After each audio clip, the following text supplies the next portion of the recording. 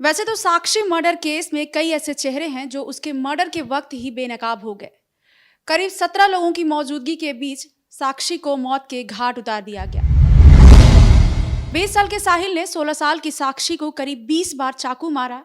उसके बाद भी उसका जी नहीं भरा तो उसने पत्थर से कुचलकर 16 साल की साक्षी को मौत के घाट उतार दिया। इस दौरान वहां पे कई लोग मौजूद थे, लेकिन किसी ने भी साक्षी को बचाने की कोशिश नहीं की। एक समाज के तौर पे उस दौरान कई चेहरे बेनकाब हो गए। साक्षी तो मर गई, लेकिन कई क्रूर चेहरे सामने आ गए। आज क्राइम तक के जरिए हम साक्षी मर्डर केस में 6 चेहरों से मिलवाएंगे। ये वो किरदार हैं जो साक्षी मर्डर केस के बाद सामने आए हैं। नमस्कार, मैं हूं पूनम शुक्ला और मेरे साथ हैं नतांश।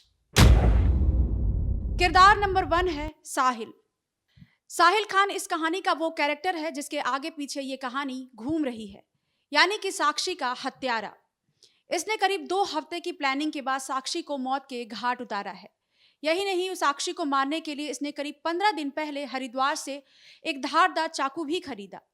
इसके बाद इसने साक्षी को मार डाला। साक्षी को करीब इसने 20 बार चाकू मारा। इससे भी उसका जी नहीं भरा तो उसने पत्थर से कुचलकर उसे मौत के घाट उतार दिया। इसके बाद बड़े ही आराम से वो वहां से निकल गया और हथियार को भी ठिकाने लगाया। किरदार नंबर 2, साक्षी का एक्स बॉयफ्रेंड प्रवीण।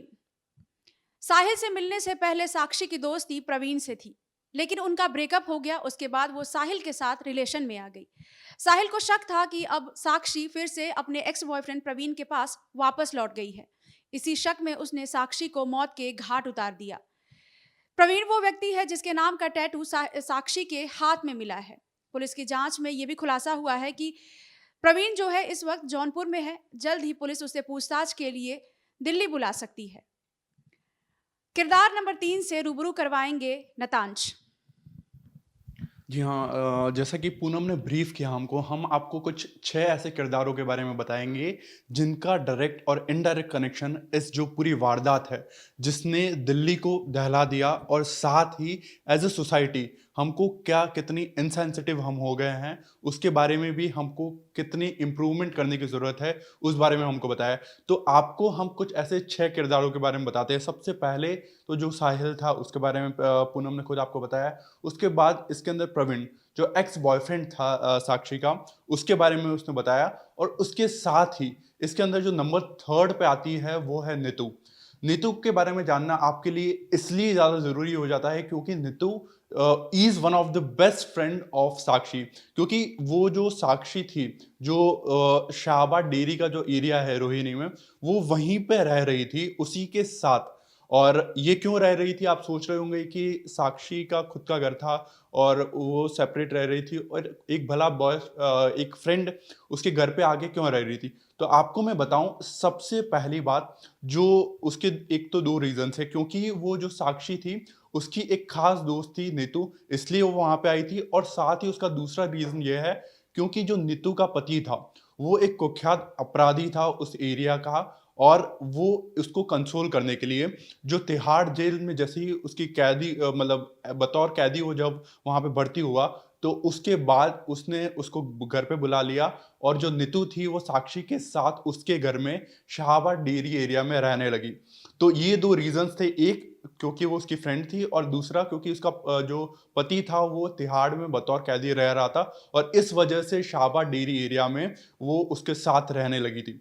और आपको बता दूं कि जो नीतू है उसको साक्षी ने ये भी बोला कि जो मेरे को एक बंदा है जिसका नाम साहिल है और वो मुझे लगातार परेशान कर रहा है। उसके बाद समहाउ उसने उसको सजेस्ट किया कि तुमको अगर ये बंदा परेशान कर रहा है तो क्योंकि मेरा जो पति है वो इस एरिया का एक कुख्यात एक heinous offender as well as एक क्रिमिनल है, तो तुम उसका नाम लेकर इससे बच सकती हो। फिर जब उसने ऐसा कहा उसके बाद वो वही जो ट्रिक है उसको आजमाते हुए साहिल के पास गई और साहिल को उसने जो साक्षी थी उसने धमकाया कि मेरे पास सपोर्ट में एक ऐसा ऑफेंडर है और जो नीतू का पति था। तो नीतू के पति का नाम लेते हुए उसने बोला कि अगर तुम मुझे कुछ हानि पहुंचाते हो तो मैं भी बचाव में उसका यूज कर सकती हूँ, उसका नाम लिया उसने।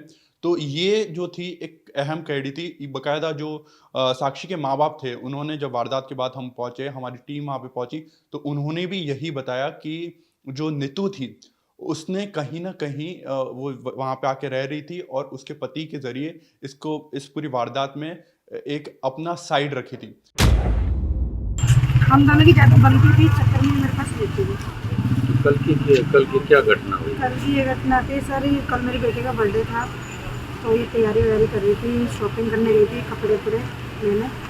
तो ये ना मुझे बोलो जाती दीदी मैं जा रही हूँ। कपड़े पहनने के बाद दोबारा नहा धो के मेरे पास आती है। इसके बाद ये दोबारा जाती है, फिर मुझे मिलती है बाज़ार में वो कपड़े लेती है मेरी बेटी के लिए। फिर वहाँ से सीधा कहती है नीतू दीदी तो आप घर जाओ, मैं घर जा रही हूँ।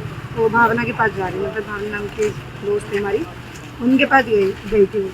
तो वहाँ से उसने यूँ बोला कि मैं जा रही हूँ फ्रेश होने, टॉयलेट जा रही हूँ मैं वॉशरूम। उसके बाद से सर वो वापस नहीं आया। तो आप कौन है लड़का जिसने साहिल नाम का लड़का है। साहिल नाम का? कितने दिन से इस लड़की से मिल रहा था? सर मेरी तो जान पहचान इससे 6 या 7 महीने ही हुए इस लड़की से, लेकिन वो लड़की पहले से साहिल को जानती थी करीब 3-4 साल से। और इसी वारदात में किरदार नंबर 4 पे आती है आरती। आप सोच रहे होंगे आरती कौन है, तो आपको बता दें कि साक्षी जो है उसकी एक और दोस्त है। जैसा कि हमने इससे पहले आपको नीतू के बारे में बताया, वैसे एक खास दोस्त थी आरती। आरती बकायदा जब ये वारदात को अंजाम दिया गया उससे एक दिन पहले और ठीक जो आरती है और साक्षी दोनों की मुलाकात वहाँ पे एक लोकल मार्केट होता है शाहबाद डेयरी का, जहाँ पे जैसे वीकली मार्केट मंडे बाजार होता है, ट्यूसडे बाजार होता है, वैसे वहाँ लोकल जो सैटरडे बाजार था वहाँ पे उन्होंने ऑर्गेनाइज हुआ था उस लोकल मार्केट में। वहाँ पे दोनों की मुलाकात हुई और बाकायदा साक्षी ने अपना दर्द वहाँ पे बयां किया था कि मुझे साहिल नाम का एक शख्स है वो लगातार परेशान कर रहा है और इसके मुझे काफ़ी डर लग रहा है और ये सब। तो ये सारी बातें थी साक्षी और आरती के बीच में उस दौरान हुई थी। और जैसे ही वो उससे मुलाकात होती है लोकल मार्केट में, उसके बाद जैसे ही वो वापस लौटती है तभी इस वारदात को अंजाम दे दिया जाता है। तो ये 2 किरदार हैं जिनसे हमको लगता है कि पुलिस अब आगे पूछताछ कर सकती है। ये 2 किरदार हैं और इसके अलावा भी और ज़्यादा किरदारों के बारे में बताने के लिए पूनम हमसे वापस जुड़ेगी। Back to you Poonam. जैसा कि नतांश ने बताया कि आरती जो है वो साक्षी की फ्रेंड थी। साक्षी को इतना डर था कि उसने आरती से भी ये बता रखा था कि जो साहिल है वो उसका पीछा करता है और वो उससे पीछा छुड़ाना चाहती है। इसके बाद 5वें नंबर पर व्यक्ति है वो है आकाश।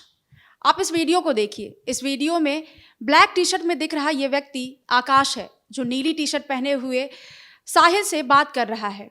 इस वीडियो को देखकर लग रहा है कि आकाश और साहिल में ऐसी क्या बात हो रही है। क्या साहिल जो है वो आकाश को ये बता रहा है कि वो साक्षी का मर्डर करने जा रहा है? क्या जो आकाश है उसको पहले से मालूम है कि साक्षी का मर्डर होने वाला है? तो इस बात की जानकारी वैसे तो ये सामने नहीं आई है, लेकिन पुलिस जल्द ही आकाश से भी पूछताछ कर सकती है। जैसे ये बात सामने आ जाएगी, क्या आकाश और साहिल दोनों मिले हुए थे साक्षी को मारने के लिए? क्योंकि साक्षी की जान खतरे में थी और आकाश जो साहिल जो है दोपहर से ही नशे में घूम रहा था और साक्षी की तलाश में, वो मौके की तलाश में था कि कब वो साक्षी को अकेले मिले और साक्षी को मौत के घाट उतार दे।